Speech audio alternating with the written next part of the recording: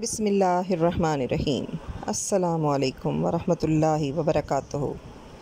آج آپ کی سماعتوں کی نظر ایک ایسی کہانی کرنے جا رہی ہوں جو یقیناً آپ کو دکھی کر دے گی۔ بہت ہی دل گرفتہ کہانی آپ کے لیے حاضر ہے۔ ایک بہن کہتی ہے، ایک دن میں اپنے گھر کی صفائی کر رہی تھی، اتنے میں میرا بیٹا آیا اور شیشے سے ایک شاہکار تحفہ ڈیکوریشن پیس گرا دیا اور وہ ٹوٹ گیا۔ میں اس سے بہت ناراض تھی کیونکہ یہ بہت مہنگا تھا اور میری ماں نے مجھے دیا تھا اور میں اسے بہت پسند بھی کرتی تھی اور اسے رکھنا چاہتی تھی۔ میں نے غصے سے اسے بلایا اور کہا، میرا رب ایسی دیوار گرائے جو تمہاری ہڈیاں توڑ دے۔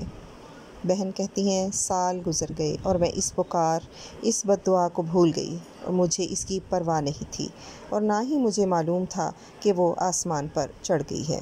میرا بیٹا اپنے بھائیوں اور بہنوں کے ساتھ پلا بڑھا اور وہ میرے دل میں، میرے بیٹوں میں سب سے زیادہ مجھے پیارا تھا۔ میں اس کو ہوا لگنے سے بھی ڈرتی تھی اور وہ میرے لیے اپنے بہن بھائیوں اور بہنوں سے زیادہ نیک تھا۔ اس نے تعلیم حاصل کی، گریجویشن کیا، ملازمت حاصل کی اور میں اس کے لیے بیوی کی تلاش کر رہی تھی۔ اس کے والد ایک بہت پرانی عمارت تھی ان کے پاس، وہ اسے گرا کر دوبارہ تعمیر کرنا چاہتے تھے۔ میرا بیٹا اپنے والد کے ساتھ عمارت کی طرف گیا اور مزدور اسے منہدم کرنے کی تیاری کر رہے تھے اور اپنے کام کے درمیان میرا بیٹا اپنے والد سے دور چلا گیا اور کارکن نے اسے نوٹس نہیں کیا تو دیوار اس پہ گر گئی۔ میرا بیٹا چیخا اور پھر اس کی آواز غائب ہو گئی۔ کارکن رک گئے اور سب پریشان اور خوف زدہ ہو گئے۔ انہوں نے بڑی مشکل سے اس سے دیوار ہٹائی اور ایمبولینس آئی اور اس کا جسم لے جانے کے قابل نہ رہا کیونکہ شیشے کی طرح گر کر ٹوٹ گیا تھا۔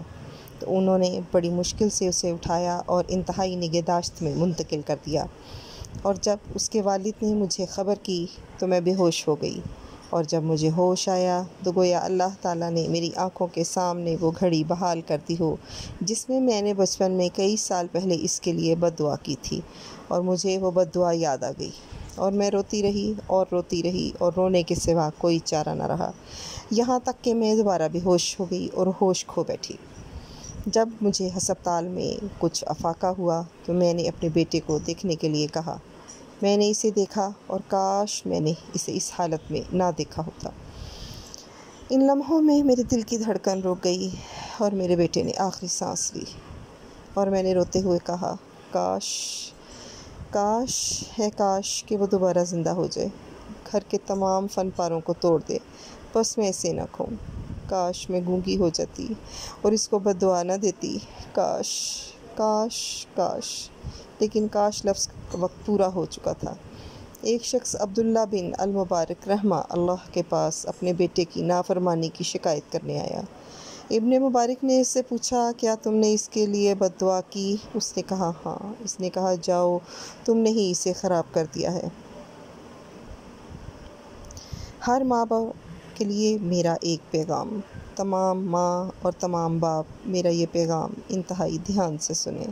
اپنے بچوں کو غصے میں بد دعا کرنے میں جلدی نہ کریں۔ شیطان مردود سے اللہ کی پناہ مانگیں۔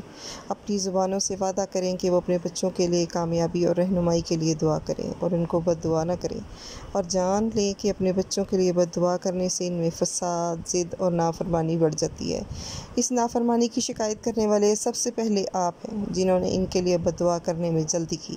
اپنے بچوں کو بد دعا نہ دیں بلکہ اللہ سے ان کی اصلاح اور رہنمائی کے لیے دعا کریں، اور جب بھی آپ اپنے بچوں کو خوش ہوتے ہوئے، کھیلتے ہوئے پائیں تو ان کے لیے دعا مانگیں، اے اللہ، میں تجھ سے دعا کرتا ہوں کہ انہیں جنت میں خوش رکھ جیسا کہ تو نے انہیں دنیا میں خوش رکھا ہے۔ آمین ثم آمین۔ اگر آپ نے ابھی تک میرا چینل لائف وتھ زویا کو سبسکرائب نہیں کیا تو کر لیجئے تاکہ آنے والی نئی کہانیاں، نئی نوٹیفیکیشنز آپ کو مل سکے۔ دعاؤں میں یاد رکھیے گا۔ آپ کی محبتوں کا، آپ کی چاہتوں کا بہت شکریہ۔ میں ہمیشہ آپ کی مشکور رہوں گی۔ امید ہے کہ آپ مجھے سبسکرائب کر کے شکر گزار ہونے کا موقع دیں گے۔ السلام علیکم ورحمۃ اللہ وبرکاتہ۔